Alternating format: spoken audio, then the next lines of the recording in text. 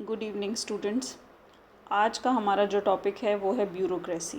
ये 9th chapter है हमारा, रोल ऑफ ब्यूरोक्रेसी, नौकरशाही की भूमिका। इसके रिगार्डिंग मैं आपको फिर से नोट्स भेज चुकी हूँ, क्वेश्चन आंसर की सीरीज़ भी भेज चुकी हूँ। तो ये जो मेरा वीडियो है ये इस बात पर फोकस है कि मैं आपको इसके बेसिक समझा पाऊँ। तो सबसे पहले हम पढ़ेंगे नौकरशाही का अर्थ और उसकी प्रकृति के बारे में। तो नौकरशाही शब्द का मतलब देखिए, ये फ्रांसीसी भाषा का एक शब्द है, ब्यूरोक्रेसी। फ्रांस में या कहीं भी दुनिया में ब्यूरो का मतलब होता है सरकारी विभाग। ब्यूरो सरकारी विभागों को ही कहा जाता है। तो ब्यूरोक्रेसी मतलब सरकारी विभाग का शासन, या सरकारी विभाग जहाँ पर ज़्यादा महत्वपूर्ण भूमिका निभाते हैं प्रशासन में, वो वाला शासन ब्यूरोक्रेसी कहलाता है। इसका जो सबसे पहला शब्द का प्रयोग किया था वो एक फ्रांसीसी विचारक थे, विंसेंट डी गॉन ने। उन्होंने किया था 18वीं शताब्दी में। उन्होंने इस शब्द का प्रयोग किस संदर्भ में किया था? उन्होंने कहा था कि फ्रांस में एक नई तरीके की बीमारी पैदा हो गई है जिसको कि उन्होंने नाम दिया ब्यूरोमेनिया, यानी कि ब्यूरो से जुड़ा हुआ मेनिया। मेनिया का मतलब साइकोलॉजी में होता है एक मानसिक स्थिति जिसमें आदमी थोड़ा साइकिक हो जाता है, थोड़ा मतलब मेंटली वो किसी एक चीज़ के बारे में सोचने लगे, या किसी एक कुछ भी एक प्रकृति जो उसमें पैदा हो जाती है उसको वो बहुत ज़्यादा रिपीटेड वे में करने लगता है, उसे कहते हैं मेनिया। तो ये बीमारी पैदा हो गई। तो देखिए, पहली बार जिसने शब्द का प्रयोग किया उसने भी शब्द का प्रयोग शिकायती लहजे में किया था। तो जब आप ब्यूरोक्रेसी के बारे में पढ़ेंगे तो हम दो विचारकों के बारे में स्पेशली फोकस करेंगे। दो तरह के इसके कॉन्सेप्ट्स होंगे। पहला ये कि इसकी शिकायत जब की जाती है तो वो किस संदर्भों में की गई हैं, इसकी क्या क्या बुराइयां हैं, संरचनात्मक या कार्यात्मक। और दूसरा जो सकारात्मक प्रयोग किया था नौकरशाही का, वो किया था मैक्स वेबर ने। मतलब नौकरशाही को सकारात्मक अर्थों में जो प्रस्तुत किया था वो मैक्स वेबर ने किया था। तो जब हम मैक्स वेबर पढ़ेंगे तो हम पढ़ेंगे कि उन्होंने कौन कौन सी संरचनात्मक विशेषताएं बताई जो सकारात्मक थी इसकी। तो नौकरशाही शब्द का प्रयोग जो होता है वो 4 रूपों में किया जाता है। पहला कि ये एक विशेष प्रकार का संगठन है जो कि लोक प्रशासन के कार्य करने की संरचना के रूप में है। मतलब किसी भी देश में जो पब्लिक जो प्रशासन है, जो कि पब्लिक एडमिनिस्ट्रेशन है, वो जिस स्ट्रक्चर के थ्रू काम करता है वो स्ट्रक्चर ब्यूरोक्रेसी है। दूसरा प्रयोग किया गया है कि ये एक संगठन की एक बीमारी है। बीमारी के संदर्भ में है कि अगर आप एक अच्छा मैनेजमेंट बनाना चाहते हैं कहीं भी, तो उसमें ब्यूरोक्रेसी जो होती है वो एक अवरोध के रूप में होती है। तीसरा, ब्यूरोक्रेसी एक बड़ी सरकार है, यानी कि ये अच्छे बुरे कार्यों के लिए सामाजिक आर्थिक व्यवस्था से जुड़ा हुआ एक बहुत विशाल संगठन होता है। नौकरशाही का मतलब ही बड़े स्ट्रक्चर से रिलेटेड होता है, एक बड़ी सरकार के रूप में होता है। और नौकरशाही एक बुराई पैदा करने वाला अभिशाप है जो स्वतंत्रता के लिए हानिकारक है। इन 4 अर्थों में इसका प्रयोग किया जाता है। अब देखिए, इस अवधारणा का प्रस्तुतिकरण 2 रूपों में किया जा सकता है। मतलब इस जो ये लाइन है इसके थ्रू मैं आपको क्या समझाना चाहती हूँ कि जब कभी नौकरशाही का अध्ययन किया जाता है तो वो किन 2 संदर्भों में किया जाता है। पहला संदर्भ है संरचनात्मक दृष्टि, यानी कि स्ट्रक्चरल अप्रोच से इसको किस तरह देखा जाता है। और दूसरा कार्यात्मक दृष्टि, यानी कि इसे फंक्शनल उसमें कैसे देखा जाता है। तो जब हम इसका संरचनात्मक दृष्टि से अध्ययन करते हैं तो इसकी बहुत सारी विशेषताओं को, यानी कि एक प्रशासनिक व्यवस्था के रूप में ये कैसे काम करता है, इसमें किस प्रकार पद सोपान होता है, विशेषीकरण होता है, कार्य विभाजन होता है, नियम कानूनों का पालन होता है, योग्य कार्यकारी होते हैं, वो तकनीकी रूप से विशेषज्ञ होते हैं, ब्ला ब्ला ब्ला, ये आगे सारी विशेषताएं आ जाएंगी। तो ये संरचनात्मक दृष्टि, यानी कि उसको स्ट्रक्चरली किस तरह से डिज़ाइन किया जाता है, जो लोक प्रशासन के कार्य करने के लिए एक संरचना बनाई जाती है, वो संरचना किन किन आधारों पर बनाई जाती है, ये अध्ययन किया जाता है। दूसरा, कार्यात्मक दृष्टि से, यानी कि ये अध्ययन किया जाता है कि जो समाज व्यवस्था है उसकी एक उप व्यवस्था है ये, यानी कि सिस्टम जो सोशल सिस्टम है उसका एक पार्ट है ब्यूरोक्रेसी। इस ब्यूरोक्रेसी के व्यवहार का जो अदर सिस्टम्स हैं, यानी कि इकोनॉमिक सिस्टम है, पॉलिटिकल सिस्टम है, कम्युनिकेशन का सिस्टम है, उस पर क्या प्रभाव पड़ता है।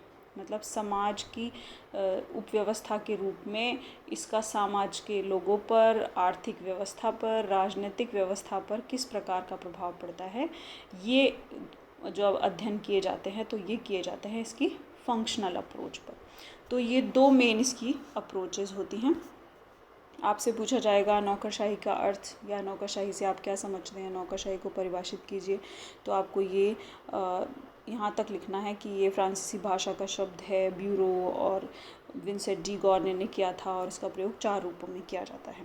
ये जो अवधारणा का प्रस्तुतिकरण 2 रूपों में वाली बात है, ये मैंने आपको इसकी प्रकृति समझाने के लिए किया है, यानी कि इसको 2 संदर्भों में समझा जाता है। नौकरशाही संरचनात्मक दृष्टि से कैसी है और नौकरशाही फंक्शनल या कार्यात्मक दृष्टि से कैसी है। उसके बाद आते हैं नौकरशाही के लक्षण या विशेषताएं। अब देखिए आपकी जो बुक है, जो मैंने आपको बुक बताई थी डॉक्टर BL फाड़िया की, इसमें इन्होंने इस चैप्टर को थोड़ा मैसी सा बना दिया है, तो मतलब अलग अलग करके चीज़ें लिखी हैं एक्चुअली। तो मैंने ये दोनों चीज़ें लिखी हैं, लेकिन जब आपको याद करना है तो मैं पहले आपको पढ़ा देती हूँ, उसके बाद मैं आपको बताऊँगी कि आपको ये याद किस ट्रिक से करना है। तो हम सबसे पहले करेंगे नौकरशाही के लक्षण या विशेषताएं। तो नौकरशाही पहली बात कानूनों और नियमों में अटूट विश्वास करती है, यानी कि इस व्यवस्था से जुड़े हुए जितने भी प्रशासक होते हैं उनको इस बात का प्रशिक्षण दिया जाता है विशेष तौर पर कि वो जो भी काम करेंगे वो कानून और नियम के अनुसार करेंगे। ऐसा क्यों? क्योंकि लोकतंत्र में कानून को सबसे ज़्यादा महत्व दिया जाता है और ऐसा माना जाता है कि कानून ही वास्तव में सार्वजनिक इच्छा का प्रतीक है, यानी कि लोग क्या चाहते हैं, लोग क्या सोचते हैं, उसी आधार पर वो अपने प्रतिनिधि चुनते हैं और वो प्रतिनिधि फिर उनसे संबंधित कानून बनवाते हैं। इसीलिए उन कानूनों के पालन का मतलब होता है जन इच्छा का सम्मान करना। इसीलिए सबसे इम्पॉर्टेंट जो नौकरशाही की विशेषता होती है वो ये होती है कि वो कानून और नियमों में अटूट विश्वास करते हैं। दूसरा, प्रत्येक पद के लिए निर्धारित सत्ता, यानी कि इसमें सत्ता और उत्तरदायित्व निर्धारित किया जाता है। कोई भी व्यक्ति अपनी सत्ता से बाहर कार्य नहीं कर सकता है। जैसे इसमें एग्जाम्पल है कि आप ज़िले में जो दो ज़िले हैं, दोनों में अलग अलग कलेक्टर हैं, तो दोनों का अपना अपना एरिया निर्धारित है। चूरू ज़िले के कलेक्टर सिर्फ चूरू क्षेत्र के लिए काम कर सकते हैं, वो बीकानेर के किसी प्रशासनिक कार्य में कोई दखल नहीं दे सकते। बीकानेर के कलेक्टर सिर्फ बीकानेर के लिए काम करेंगे, वो चूरू के किसी मामले में किसी भी प्रकार का दखल नहीं दे सकते। तो ये निर्धारित सत्ता की जाती है। तीसरा है प्राविधिक विशेषता। प्राविधिक विशेषता का मतलब होता है जब कोई व्यक्ति किसी काम को लगातार और बार बार करता रहता है तो उसमें उसके लिए विशेषज्ञता पैदा हो जाती है। तो नौकरशाह क्योंकि बार बार उन्हीं कामों को सरकारी कर्मचारी एक विशेष प्रकार के कार्य को ही लगातार करते रहते हैं, इसीलिए उनमें ये विशेषज्ञता पैदा हो जाती है, तो ये उनकी एक विशेषता बन जाती है। चौथा है सत्ता का आधार का राज्य और शासन का कानून है। मतलब ये मैं आपको समझा चुकी हूँ कि लोकतंत्र में कानून को जन इच्छा का प्रतीक माना जाता है, यानी जन इच्छा की अभिव्यक्ति माना जाता है। इसीलिए इनकी जो सत्ता है, इनके हाथ में जो अथॉरिटी होती है, उसका आधार, उसका बेस क्या होता है? जो भी कानून बनाए गए हैं वो। आजीविका अर्जित करने वालों का समूह, जो लोक सेवक होते हैं वो वास्तव में सेवा की इच्छा से नहीं आते सर्विस में, उनका सेवा करने का उद्देश्य नहीं होता, उनका उद्देश्य आजीविका अर्जित करना होता है। वो अपने घर परिवार को चलाने के लिए और सैलरी लेते हैं और उस सैलरी के लिए काम करते हैं, ना कि सेवा के लिए काम करते हैं। फिर है कागजी कार्यवाही, मतलब सारे जो कार्यालय है उसका प्रबंधन इन्हीं आधारों पर होता है। लिखित दस्तावेज, फाइल और हर चीज़ का डॉक्यूमेंटेशन रखना, हर चीज़ के पेपर्स और ये सब, तो कागजी कार्यवाही इम्पॉर्टेंट होती है। उसके बाद में देखिए नौकरशाही की मैक्स वेबर द्वारा बताई गई विशेषताएं। तो मैक्स वेबर ने क्या विशेषताएं बताई हैं? मैक्स वेबर ने विशेषताएं बताई हैं कि नौकरशाही में स्पष्ट कार्यों का विभाजन किया जाता है, यानी कि सभी किस व्यक्ति को क्या काम करना है इसके बारे में स्पष्ट कार्यों का विभाजन कर दिया जाता है। इसकी निश्चित कार्यविधियां होती हैं, यानी कि पहले से तय कर दिया जाता है। पूर्ण जो रीतियां होती हैं, काम करने का जो प्रोसेस होता है वो पहले से डिसाइडेड होता है। इनका निश्चित कार्य क्षेत्र भी होता है, मतलब उनको, ये मैं आपको अभी एग्जाम्पल से समझा चुकी हूँ।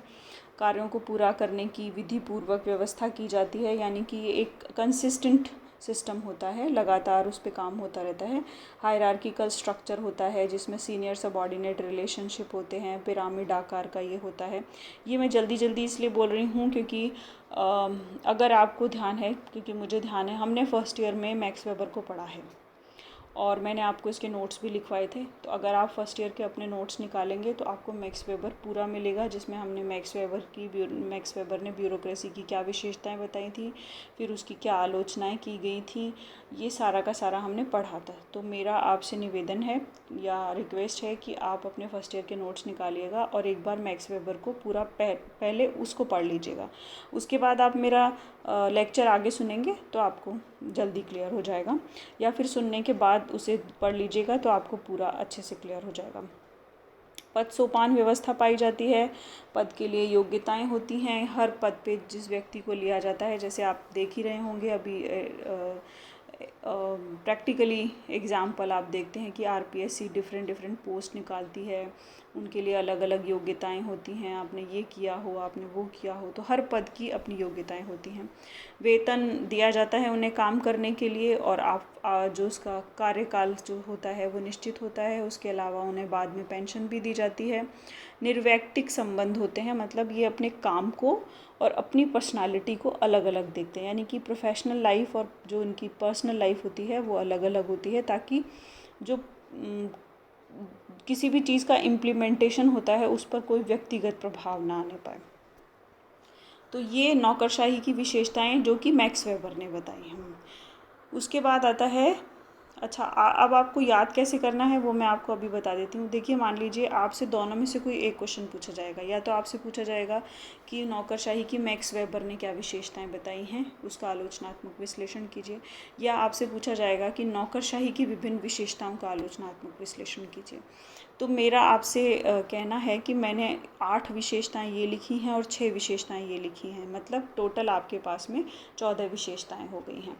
तो आप इनको सीक्वेंस में याद कर लीजिए, है ना। मैक्स वेबर की याद कर लीजिए, या फिर नौकरशाही के लक्षण विशेषताएं पहले याद कर लीजिए, फिर मैक्स वेबर की कुछ एक याद कर लीजिए। या कहने का ज़्यादा बेटर ये रहेगा कि आप मैक्स वेबर की विशेषताओं को पूरा याद कर लें, यानी कि 8 की 8 याद कर लें। उसके बाद में 3-4 विशेषताएं आप ऊपर वाली जो कि कॉमन विशेषताएं हैं उनको याद कर लीजिए। अगर आपसे स्पेसिफिकली मैक्स वेबर पूछा जाएगा तो आप पहले 8 विशेषताएं मैक्स वेबर वाली लिख देंगे और बाद में सामान्य विशेषताएं लिख देंगे। अगर आपसे सामान्य भी पूछी जाएंगी तब भी आप मैक्स वेबर की विशेषताएं बताते हुए भी बताएंगे तो भी आपका आंसर सही माना जाएगा, है ना। तो आप इस तरह कंफ्यूज मत होइएगा कि सामान्य पूछी हैं तो मैक्स वेबर वाली नहीं बतानी, सिर्फ सामान्य वाली ही बतानी है, या मैक्स वेबर पूछा है तो मैक्स वेबर वाली ही बतानी है। तो आप ये इस तरह से याद कीजिएगा, इनको कंबाइंड करके याद कर लीजिएगा। उसी तरह से आलोचना में भी देखिए मैंने 2 लिखे हैं। एक तो मैक्स वेबर के विचारों की आलोचना, ये मैंने छोटा इसलिए लिखा है क्योंकि फर्स्ट ईयर में मैं आपको ये बहुत डिटेल में करा चुकी हूँ, थिंकर्स के नाम के साथ में, कि कौन से थिंकर ने मैक्स वेबर की किस विशेषता की क्या आलोचना की थी। तो फिर से रिक्वेस्ट वही कि आप वो नोट्स पढ़ लीजिएगा, आपको डिटेल में मिल जाएगा। उसके बाद नौकरशाही के दोष जो बुक में दिए हुए हैं वो मैंने इसमें बताए हैं, मैं आपको समझाऊंगी, तो आप इन्हें भी कंबाइंड करके याद कीजिएगा। पहला है मैक्स वेबर के विचारों में कि इसको उसने नाम दिया आइडियल टाइप, यानी कि एक आदर्श रूप उसने माना, लेकिन इसमें कुछ भी आदर्श नहीं है। दूसरा, केवल औपचारिक संबंधों पर ध्यान दिया, यानी कि जो स्ट्रक्चर बनाया उसमें इस बात पर ध्यान दिया है कि क्या पद होना चाहिए और वो क्या कार्य करेगा, वहाँ पर काम करने वाले कार्मिकों के आपस में क्या संबंध होंगे या उनके मैनेजमेंट से किस तरह के संबंध होंगे, और उससे जो स्ट्रक्चर होगा या जो कार्य प्रणाली होगी वो किस प्रकार प्रभावित होगी, ऐसी कोई बात मैक्स वेबर ने नहीं की है। तीसरा, जो उन्होंने बताया कि ब्यूरोक्रेसी की सबसे बड़ी जो विशेषता मैक्स वेबर ने बताई है वो ये बताई है कि इस स्ट्रक्चर को बनाने से कार्यों में सबसे ज़्यादा कुशलता पूर्वक कार्यों को किया जा सकता है, यानी कि कार्यों को कुशलता से करने के लिए जो सबसे बेहतरीन स्ट्रक्चर अगर कोई है तो वो ब्यूरोक्रेसी ही है। तो जबकि जो आलोचक हैं वो कहते हैं कि कार्य कुशलता सिर्फ स्ट्रक्चर पर निर्भर नहीं करती बल्कि संगठनात्मक परिस्थितियों पर भी निर्भर करती है। जैसा कि मैं बता चुकी हूँ पहले भी कि सिर्फ औपचारिक रिश्ते यानी कि काम का काम से और पद का काम से ही इम्पॉर्टेंट नहीं होता, जो काम करने वाले लोग हैं उनके रिश्ते भी वास्तव में ऑर्गेनाइजेशन को प्रभावित करते हैं, तो वो भी सारा का सारा निर्भर करता है, कार्यकुशलता उस पर भी निर्भर करती है। चौथा बताया गया है कि तृतीय विश्व के उपदेशों के लिए उपयुक्त नहीं है। थर्ड वर्ल्ड जो जिनमें हम आते हैं यानी कि विकासशील देश आते हैं, क्योंकि यहाँ पर प्रशासन पर राजनीति बहुत ज़्यादा हावी रहती है, तो वो प्रॉपरली जो फंक्शन ब्यूरोक्रेसी को करना चाहिए वो नहीं कर पाती है।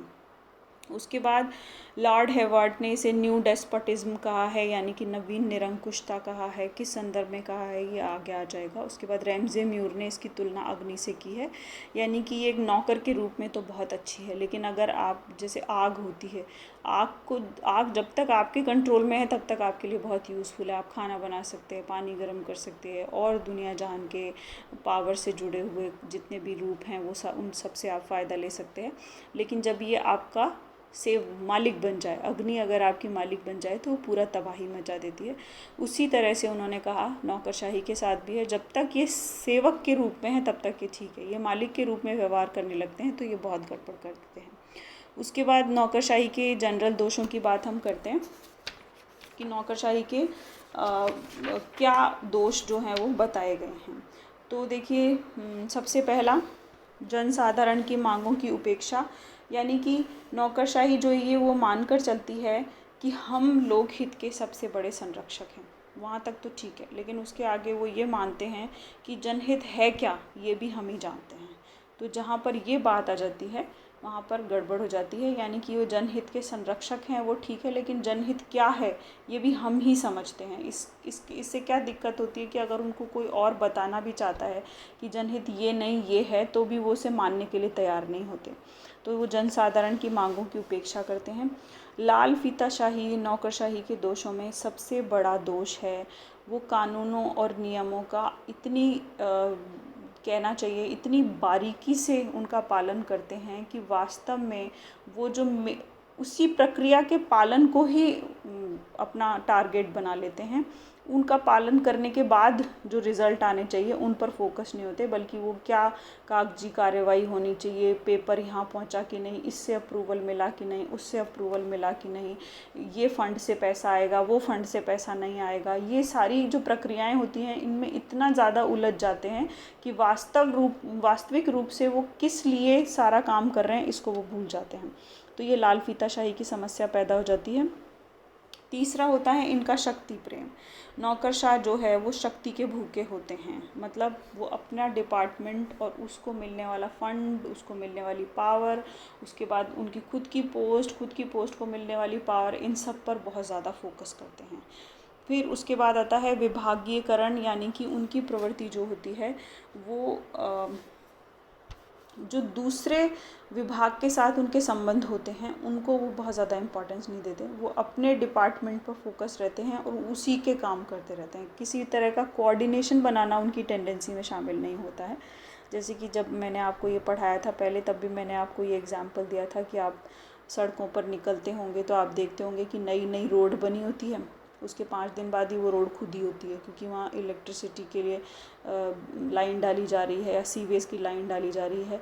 तो कुल मिलाकर के सीवेज डालने वाला डिपार्टमेंट और जो सड़क बनाने वाला डिपार्टमेंट था, सार्वजनिक निर्माण विभाग, उनके बीच में किसी तरह का कोऑर्डिनेशन नहीं था। सड़क बनने के बाद 5 दिन बाद ही तोड़ दिए जाने से ये पता चलता है। तो ये इनकी प्रवृत्ति विभागीयकरण की बन जाती है, अपने अपने डिपार्टमेंट पे फोकस होते हैं।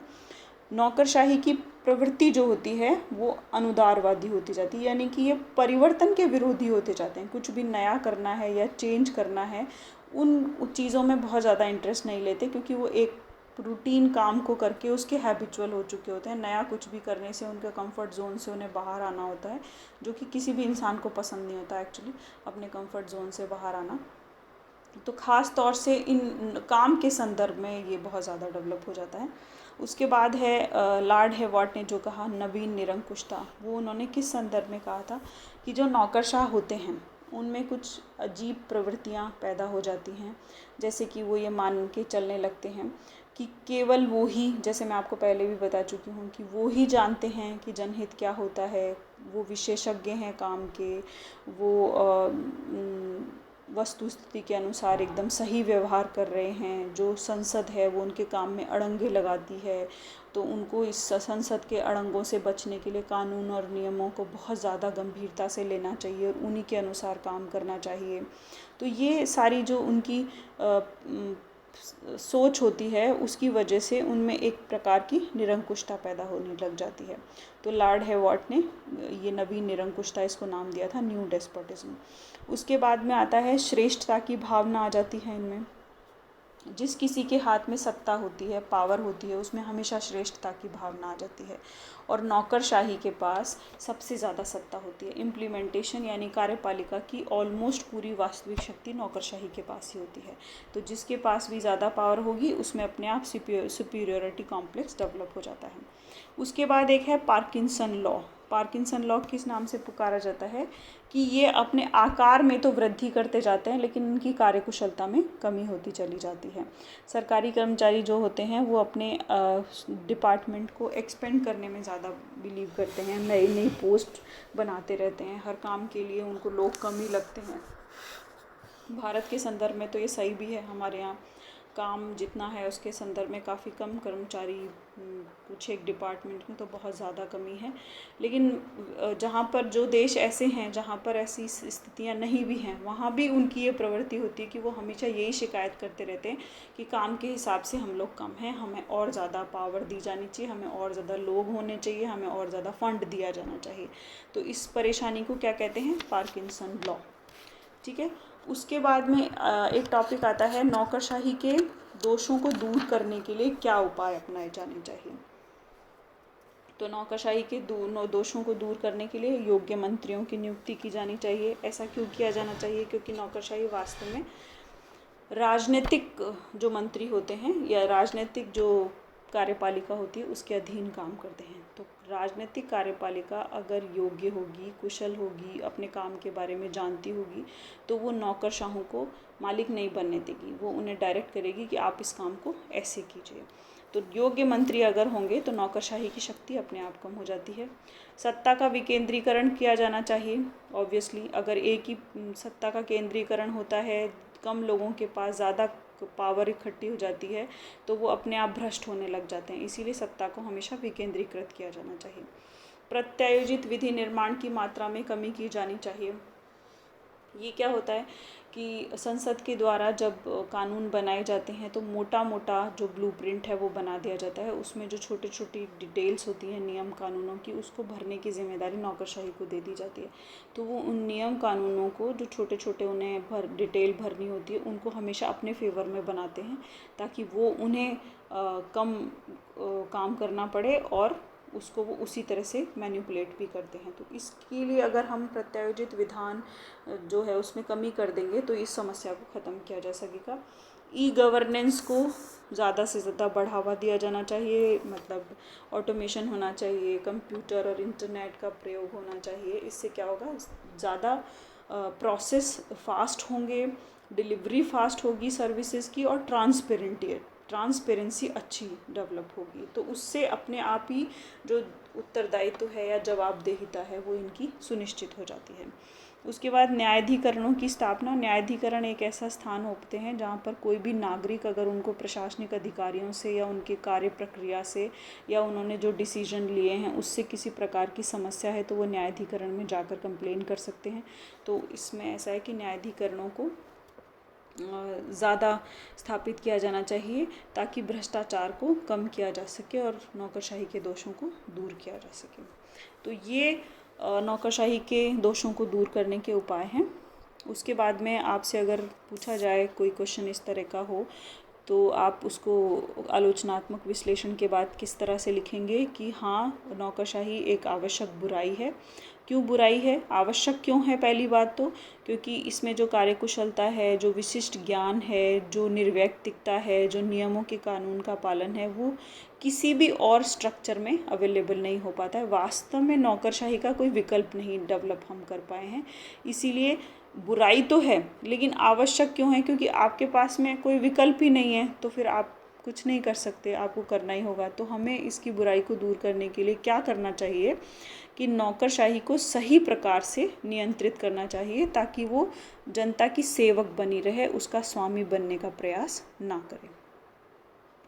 तो ये मैंने आपको मोटा मोटा, क्योंकि मैं आपको बहुत डिटेल में इसके नोट्स भेज चुकी हूँ, फर्स्ट ईयर में भी हम इस टॉपिक को काफ़ी कवर कर चुके हैं, तो आई होप इतना ज़्यादा आपके लिए डिफ़िकल्ट नहीं रहेगा। फिर मैंने इसके क्वेश्चंस देखे हैं, तो उन क्वेश्चंस में एक्चुअली उन्होंने जो हमने करा है ये तो आप इजीली, जैसे आपसे पूछा जाए कि नौकरशाही के लक्षण विशेषताएं बताइए, या मैक्स वेबर ने क्या विशेषताएं बताई हैं उनका आलोचनात्मक विश्लेषण कीजिए, तो आप इनमें से याद कर लेंगे, उसके बाद आलोचना लिख देंगे और उसके बाद में उसका सारांश लिख देंगे, तो ये सारा आपके पास हो जाएगा। एक टॉपिक इन्होंने दिया है, बार बार पूछा है कि भारत में या विकासशील समाज में या प्रजातांत्रिक समाज में या लोकतांत्रिक समाज में नौकरशाही की क्या भूमिका होती है। तो वो इस बुक में कहीं नहीं दिया हुआ, ये जो डिटेल है ये, मतलब हमने जो बुक, हमारे पास जो बुक है उसमें इसके बारे में कुछ ज़्यादा है नहीं। एक भारतीय, इसमें एक टॉपिक बचा है कि भारतीय प्रशासन की क्या विशेषताएं हैं, तो वो वाला टॉपिक भारतीय प्रशासन की क्या विशेष रूप से विशेषताएं हैं, और ये कि एक विकासशील देश या प्रजातांत्रिक देश में नौकरशाही की क्या भूमिका है, ये मैं आपको, इसके लिए मैं आपके लिए नेक्स्ट वीडियो लेक्चर बना दूँगी। तो अगला जो हमारा लेक्चर होगा वो इसी पर होगा। Thank you so much.